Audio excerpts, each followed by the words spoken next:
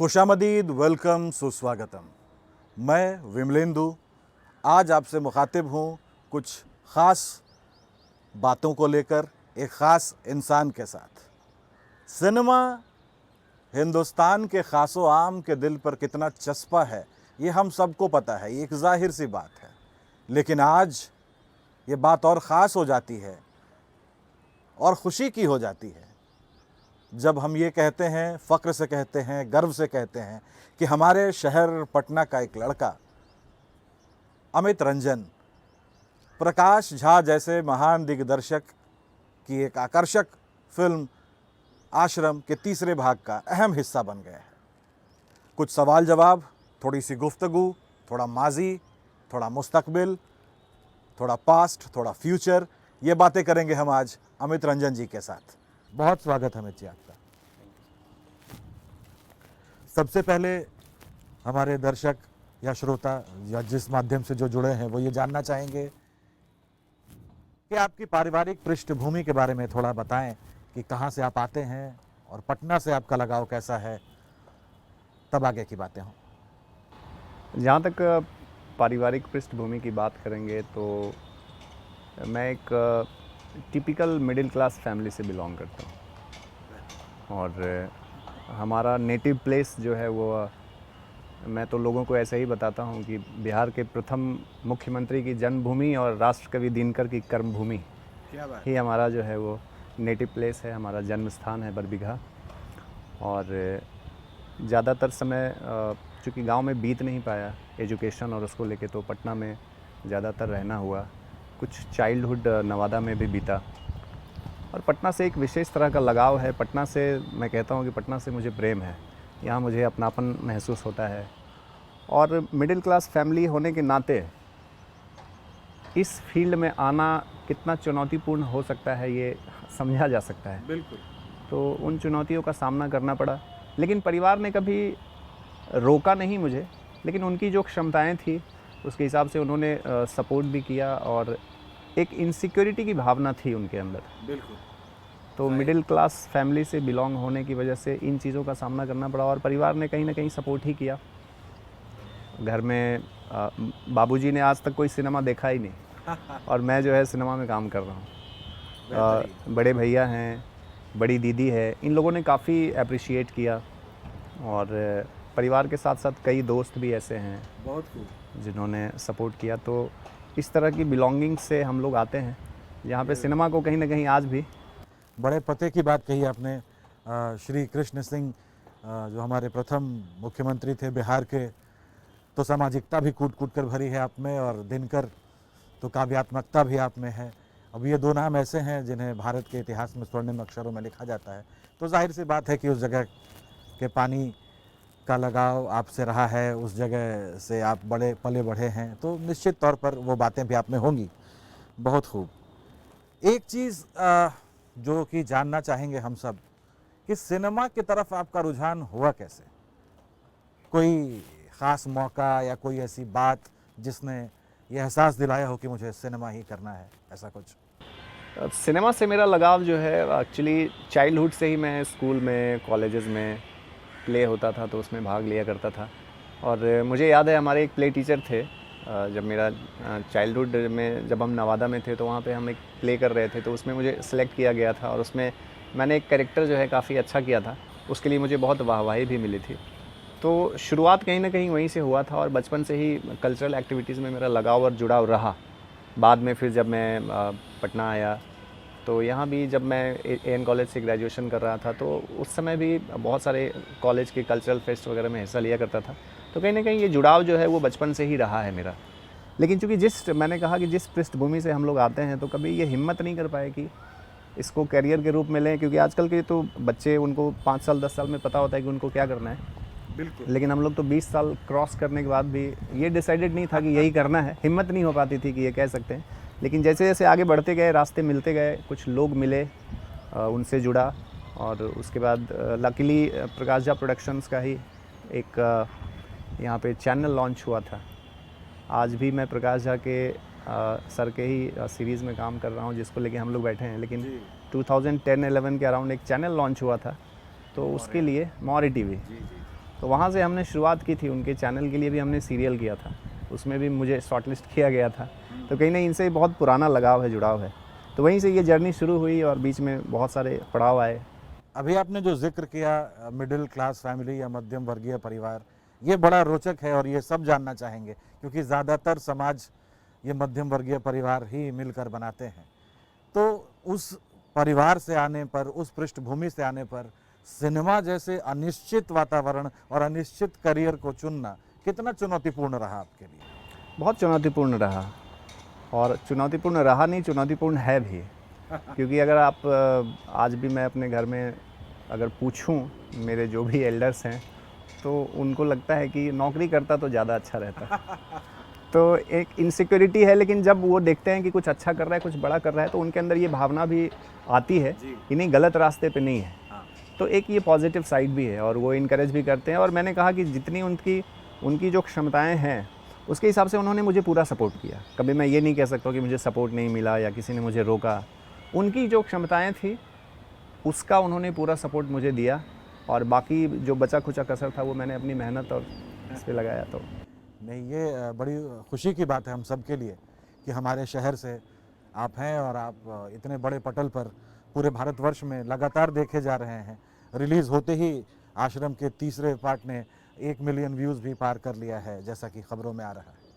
मैं एक बात और जानना चाहूँगा कि जब आप ये कह रहे हैं कि मिडिल क्लास फैमिली से आते हैं, चुनौतीपूर्ण रहा ये सफ़र, अभी भी चुनौतीपूर्ण है, तो मैं वहाँ पर एक बात आपसे ये जानना चाहूँगा कि कितना इंतज़ार करना पड़ा ये समझ में आने के लिए कि आप जिस दिशा में काम कर रहे हैं वो ठीक है और इसके कुछ परिणाम निकलेंगे?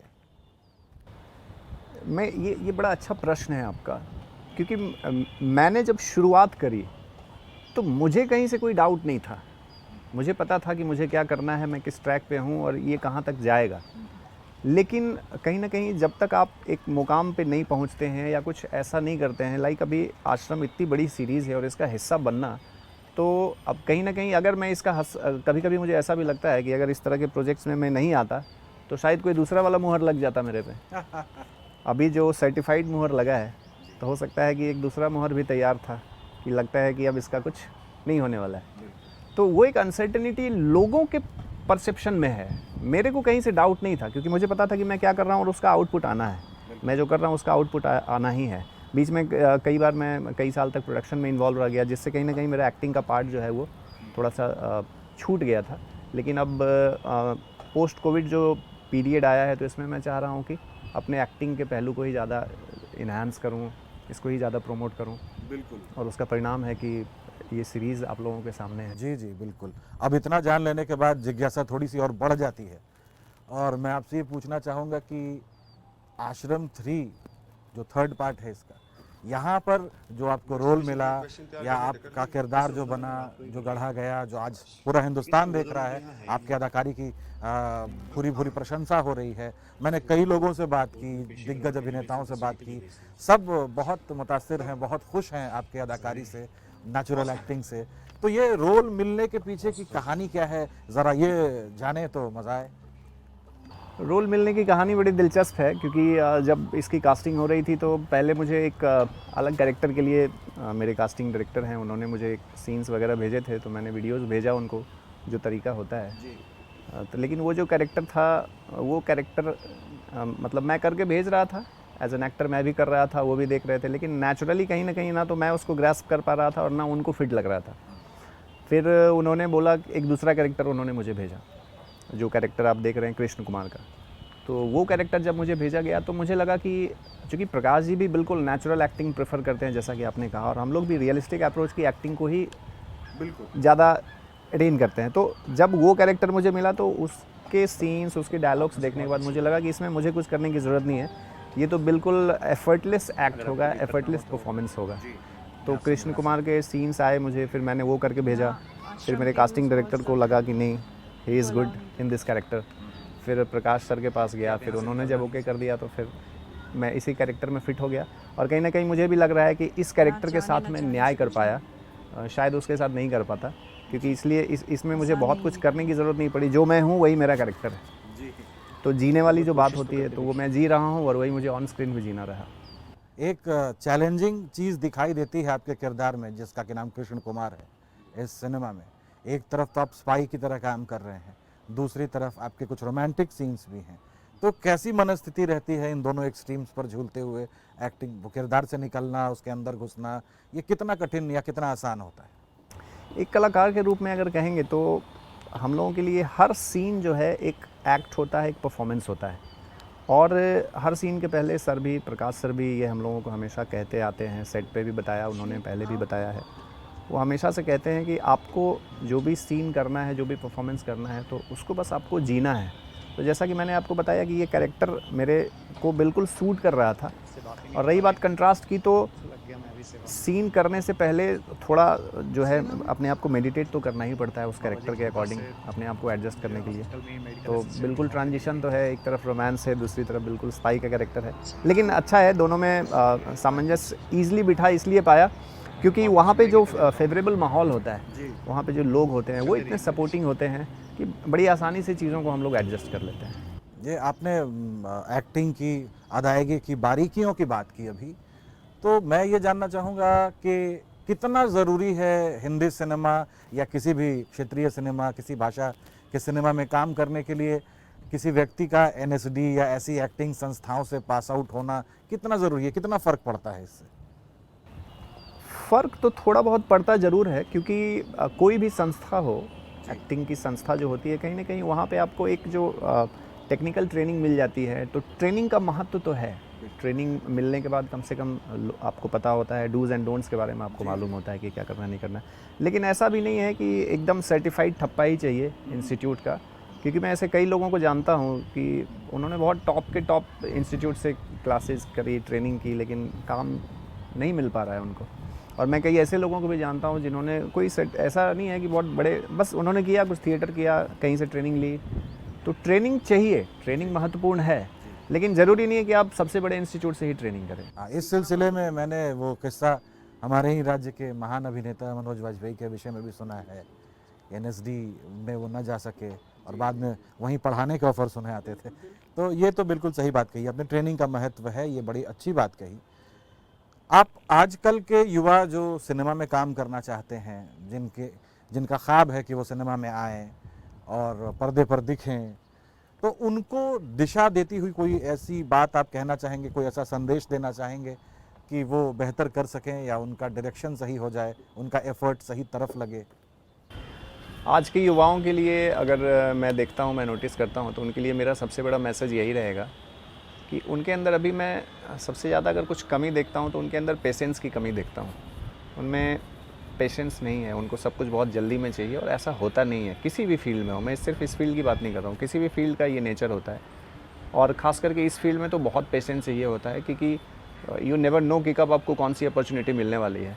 तो आपको बिल्कुल इमेंस पेशेंस के साथ कायम रहना पड़ेगा। आपको पता होना चाहिए आपका टारगेट क्या है, आपका लक्ष्य क्या है, उसमें बने रहना होगा। कंटिन्यूटी इम्पॉर्टेंट है और पेशेंस इम्पॉर्टेंट है। तो ये दो की फैक्टर मुझे ऐसा लगता है कि युवाओं के अंदर अगर हो तो definitely they can achieve whatever they want.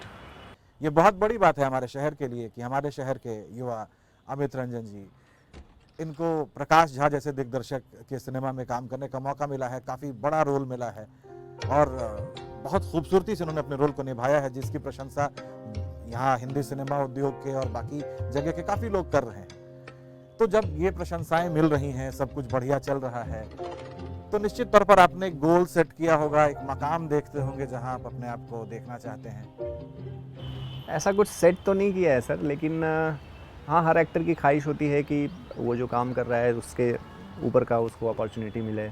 मेरी बस एक ही लक्ष्य है, एक ही टारगेट है, गोल है कह सकते हैं कि एज एन एक्टर मैं चाहता हूँ काम करते रहना, कैरेक्टर अच्छा मिले, और प्रोजेक्ट कोई भी हो, वो हिंदी सिनेमा हो, क्षेत्रीय सिनेमा हो, वेब सीरीज़ हो, लेकिन एक एक्टर के रूप में अपने आप को मैं चाहता हूँ कि हमेशा इसके ऊपर बढ़ता जाऊँ, आप लोगों के आशीर्वाद से, लोगों की दुआओं से।